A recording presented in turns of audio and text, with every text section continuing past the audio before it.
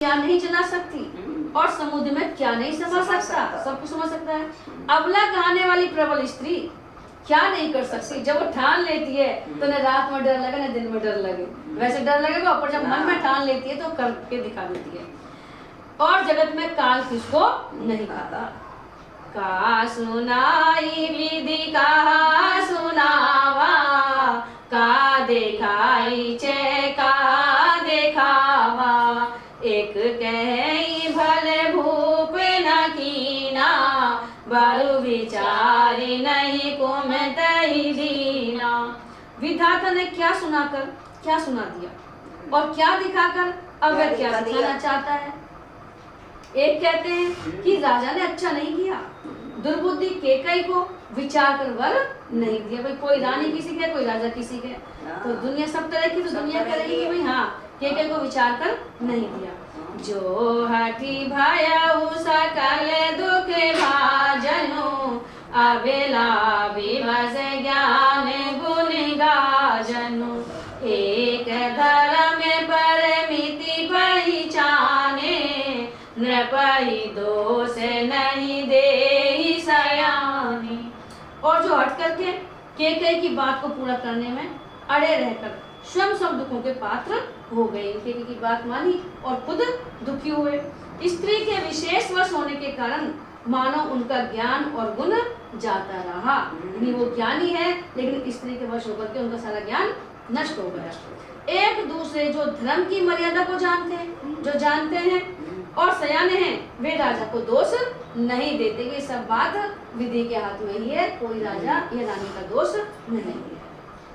शिवी दधीचि हरिचंद कहानी, एक एक सन कहि बखानी, एक भरत कर सम्मत कहि, एक उदास भाई सुनि रही।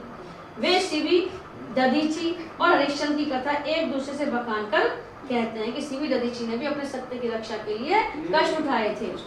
कोई एक इसमें भरत जी की सम्मति बताते हैं कि भरत जी ये चाहते थे कि मैं राजा बनूं। कोई एक सुनकर उदासीन भाव से रह जाते हैं। हाँ, कोई कुछ बोलते नहीं, कोई कुछ क्या, कोई कुछ कोई कुछ बोलते नहीं। कान मूंदी करे रल गई जिया, एक कहे ये बात अलिया, सुकृत जाई अस कहते तुम्हारे, राम भरत कहूँ प्राण पियारे। कोई हाथों से कान मूंदकर और जीभ को दांतों तले दबाकर कहते हैं कि यह बात झूठ है। ऐसी बात करने से तुम्हारे पुण्य नष्ट हो जाएंगे। राजा को तो राजतिलक मिलेगा, राम जी को तुम ऐसी बात क्यों कह हो, तुम्हारे पुण्य नष्ट हो जाएंगे। भरत जी को तो श्री रामचंद्र जी प्राणों के समान प्यारे हैं।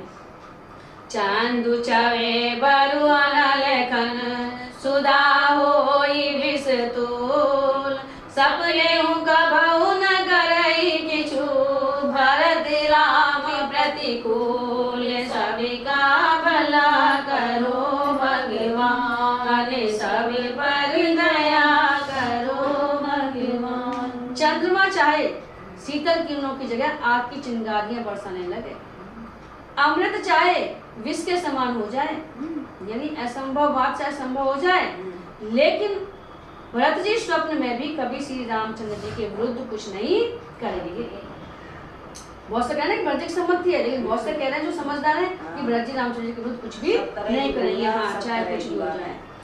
एक विधाता ही दूषण देहि, सुधा दिखाई दीन विसुजेहि, खर भरु नगर सोचि सभी काहू, दूसरे दाऊ और मिटाऊ छाऊ। कोई एक विधाता को दोष देते हैं जिसने अमृत दिखाकर विष दे दिया कि भगवान ने कैसे किया, पहले तो अच्छे दिन दिखा दिए और फिर अमृत देकर विष दिया है। नगर भर में खलबली मच गई, सब किसी को सोच हो गया, हृदय में दुष्ट जलन हो गई, आनंद था उत्साह था वो सब मिट गया।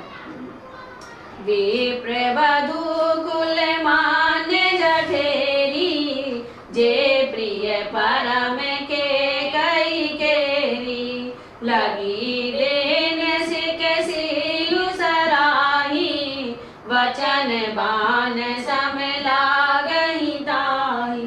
ब्राह्मणों की स्त्रियां कुल की मान्य बड़ी बूढ़ी और जो केकई की परम प्रिय थी, वे उसके शील की सराहना करके उसे सीख देने लगी, पर उसको उनके वचन बाण के समान लग गए। केकई को उनकी सीख नहीं लगी।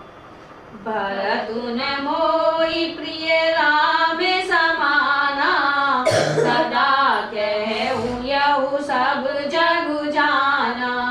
करहु राम पर सहज सनेहु, केहि अपराध आज बन देहु। वे कहती हैं, तुम तो सदा कहा करती थी कि रामचंद्र जी के समान मुझको भरत भी प्यारे नहीं है। इस बात को सारा जगत जानता है कि केकई माँ है जो राम जी को बहुत अधिक प्यार करती थी, पर श्री रामचंद्र जी पर तो तुम स्वाभाविक स्नेह करती रही हो, आज किस अपराध से उन्हें वन भेज दे रही हो। कबहु न कियहु सवति आरेसु, प्रीत प्रतीत जान सब देसु। कौशल्या अब कहा बिगारा, तुम जेहि लागी वज्रपुर पारा। तुमने कभी सौतिया ढा नहीं किया, सारा देश तुम्हारे प्रेम और विश्वास को जानता है। अब कौशल्या ने तुम्हारा कौन सा काम बिगाड़ दिया जिसके कारण तुमने सारे नगर पर वज्र गिरा दिया। राम ही राम पर नहीं, सारे नगर इस बात से दुखी है। सिय की पिय संग परिहरहि, लखन की रही धाम। राजू की गुंजब भरतपुर, नृपु की जियहि बिनु राम। सबका भला करो भगवान, सब पर दया करो भगवान।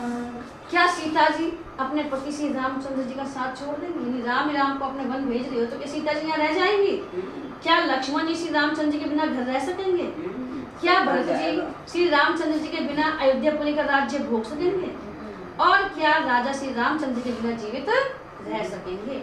अर्थात न सीता जी यहाँ रहेंगी, न लक्ष्मण जी रहेंगे, न भरत जी ही राज्य करेंगे और न राजा ही जीवित रहेंगे। अर्थात सब उजड़ जाएगा। अस विचारी और छाड़हु कोहु, शोक कलंक कोटि जनि होहु। भरत ही अवसि देहु जुबिराजु, कानन कहा राम करि काजु। हृदय में ऐसा विचार कर क्रोध छोड़ दो, शोक और कलंक की कोठी मत बनो। भरत जी को अवश्य युवराज पद दो, पर श्री रामचंद्र जी का मन में क्या काम है? मच्छर उड़े या हमारे मच्छर है। नाहिन राम राज के भूखे, धर्म धुरीन विषय रस रूखे। गुर गृह बसहु राम तज गेहु, नृपसन अस बरु दूसर लेहु। बसु जी कह रहे हैं श्री रामचंद्र राज्य के भूखे नहीं हैं, वे धर्म की धुरी को धारण करने वाले और विषय रस से रूखे हैं। अर्थात उनमें विषा शक्ति है ही नहीं, विषयों के भूखे नहीं है। इसलिए तुम ये शंका न करो कि श्री राम जी वन में गए तो भरत जी के राज्य में विघ्न करेंगे।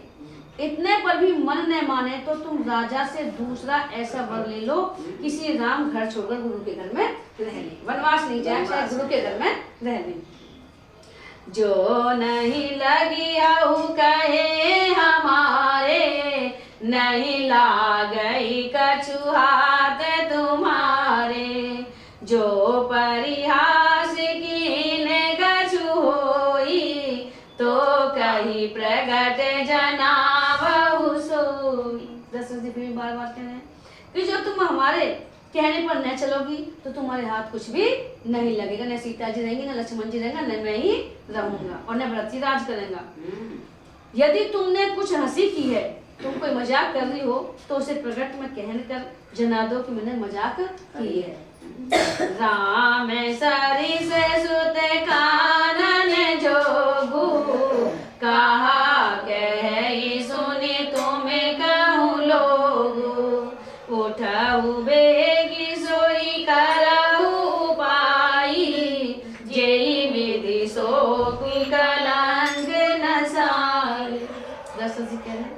राम सरी का पुत्र क्या वन के योग्य है, वन भेजने के योग्य है? यह सुनकर लोग तुम्हें क्या कहेंगे? जल्दी उठो और वही उपाय करो जिस उपाय से इस शोक और कलंक का नाश हो जाए। जेहि भांति शोक कलंक जाई, उपाय करी कुल पालहि। हटि फेरु राम ही जात, बन जनि बात दूसरी चालहि। जिमि भानु बिनु दिनु प्राण, बिनु तनु चंद, बिनु जिमि जामिनी। तिमि अवध तुलसीदास, प्रभु बिनु समझि दो जिए भामहि। दशरथ जी कह रहे हैं, जिस तरह नगर भर का शोक और तुम्हारा कलंक मिटे, वही उपाय करके कुल की रक्षा कर। वन जाते हुए श्री राम जी को हट करके लौटा ले, दूसरी कोई बात न चला। तुलसीदास जी कहते हैं, जैसे सूर्य के बिना दिन नहीं होता, प्राण के बिना शरीर बेकार है, चंद्रमा के बिना रात निर्जीव और शोभाहीन हो जाती है, वैसे ही श्री रामचंद्र जी के बिना अयोध्या हो जाएगी। हे भामनी, तू अपने हृदय में इस बात को समझ, सोच विचार कर देख तो सही, आगे पीछे की तो तू सोच। कुटिल प्रबोधि कुबरी, सखिन सिखावनु दीन। सुनत मधुर परिणाम हित, ते कछु कान नहीन। सभी का भला करो भगवान, सभी पर दया करो भगवान। इस प्रकार सखियों ने ऐसी सीख दी जो सुनने में मीठी और परिणाम में हितकारी थी, पर कुटिलता कुबरी की सिखाई पढ़ाई हुई कैकेयी ने इस पर जरा भी कान नहीं दिया। उतरुन देई दुसरी से रूखी, मृगिन चितवे जनु भागिन भूखी। व्याधिया साधि जान तिन त्यागी, चली कहते मति मंद अभागी। कैकेयी कोई उत्तर नहीं देती, वह दूसरे क्रोध के मारे रूखी हो रही है, ऐसे देखती है मानो भूखी बागिन हरिणियों को देख रही हो। तब सखियों ने रोग को असाध्य समझकर कि भाई ये समझ में नहीं आएगी, जिस रोग असाध्य जिसकी कोई इलाज नहीं है, उसे छोड़ दिया। सब उसको मंद बुद्धि अभागिनी कहती हुई चल दी कि भाई ये मानने वाली नहीं है। राजू करत ये देवी गोई, कीन सी अस जस करई न कोई। एही विधि विल पाई पूरे नर नारी, देहि को चाली कोटिक गाई। राज्य करते उस कैकेयी को देव ने नष्ट कर दिया। इसने जैसा कुछ किया वैसा कोई भी न करेगा। नगर के सब स्त्री पुरुष इस प्रकार विलाप कर रहे हैं और उस कुचाली कैकेयी को करोड़ों गालियां दे रहे हैं। जरहि विषम जर लेहि उसासा, कवनि राम बिनु जीवन आसा। विपुल वियोग प्रजा अकुलानी, जनु जल चर गन सुखत पानी। लोग विषम ज्वर भयानक दुख की आग से जल रहे हैं। लंबी सांसें लेते हुए वे कहते हैं कि श्री रामचंद्र जी के बिना जीने की कौन आशा है। श्री राम के बिना बेकार। इसमें कहा, आपने भी कहा है संतों ने कि शरीर में जो राम नाम जीव्य से नहीं लेता है वो एक मृत के समान है, वो जीवित व्यक्ति के अंतर्गत नहीं आता। तो रामचंद्र के बिना जीने को कौन आशा रखता है। महान वियोग से प्रजा ऐसी व्याकुल हो गई है मानो पानी सूखने के समय जलचर जीवों का समुदाय व्याकुल हो जाता है। जब मछलियां और जो जीव जल में रहते हैं और पानी सूख जाता है, तड़प के वैसे ही मर जाते हैं। अति विषाद बस लोग लोगाई, गए मात पहि राम गोसाई। मुख प्रसन्न चित चौगुन चाऊ, मिटा सोच जनि राखे राऊ। सभी पुरुष स्त्रियां अत्यंत विषाद के वश हो रहे हैं। इन सबको दुख है। स्वामी श्री रामचंद्र जी माता कौशल्या के पास गए और उनका मुख प्रसन्न है। राम जी ना तो सुख में सुखी है, ना दुख में दुखी है, और चित्त में चौगुना उत्साह है। यह सोच मिट गया है कि राजा कहीं रख न ले। श्री राम जी को राज तिलक की बात सुनकर विषाद हुआ था कि सब भाइयों को छोड़कर बड़े भाई मुझको ही राज तिलक क्यों होता है। सब भाई संग खेलें, सब खाएं, तो मुझे ही क्यों। अब माता कैकेयी की आज्ञा और पिता की मौन सम्मति, पिता तो कुछ भी नहीं कह रहे, तो जो मौन होता है वो सम्मति मान ली जाती है, चुप रहता है तो मौन सम्मति पाकर वह सोच मिट गया। नव गायंदु रघुवीर मनु राजु अलान समान, छूट जानी बन गवन सुनी उर आनंद अधिकान। सबका भला करो भगवान, सब पर दया करो भगवान। श्री रामचंद्र जी का मन नए पकड़े हुए हाथी के समान और राज तिलक उस हाथी के बांधने की कांटेदार लोहे की बेड़ी के समान है। वन जाना है यह सुनकर अपने को बंधन से छूटा जानकर उनके हृदय में आनंद बढ़ गया कि बंधन से छूट गया। रघुकुल तिलक जोरी दो हाथा, मुदित मातु पद नायउ माता। दीन आशीष लाई उरलीने, भूषण बसन निछावरी कीने। रघुकुल तिलक श्री रामचंद्र ने दोनों हाथ जोड़कर आनंद के साथ माता के चरणों में सिर नवाया। माता ने आशीर्वाद दिया, अपने हृदय से लगा लिया और उनके गहने तथा कपड़े न्यौछावर किए। लाइट जला दो थोड़ी सी फिर कभी कभी तो हाल आ जाए। प्रेम हाँ बारे बारे मुके चुंबती माता, नयन ने जलु फूल कित गाता। गोद राखी पुनि हृदय लगाए, स्रवत प्रेम रस पयद सुहाए। माता बार बार श्री रामचंद्र का मुख चूम रही है, नेत्रों में प्रेम का जल भराया है और सब अंग पुलकित हो गए हैं। श्री राम को अपनी गोद में बैठाकर फिर हृदय से लगा लिया। सुंदर स्तन प्रेम रस अतः दूध बहने लगे। प्रेम प्रेमोदुन कछु कही जाई, राम्य धनद पदवी जनु पाई। सादर सुंदर बदनु निहारी, बोली मधुर वचन में तारी। उनका प्रेम और महान आनंद कुछ कहा नहीं जाता, मानो कंगाल ने कुबेर का पद पा लिया हो। बड़े आदर के साथ सुंदर मुख देकर माता मधुर वचन बोली। कहु तात जननी बलिहारी, कबहि लगन मुद मंगलकारी।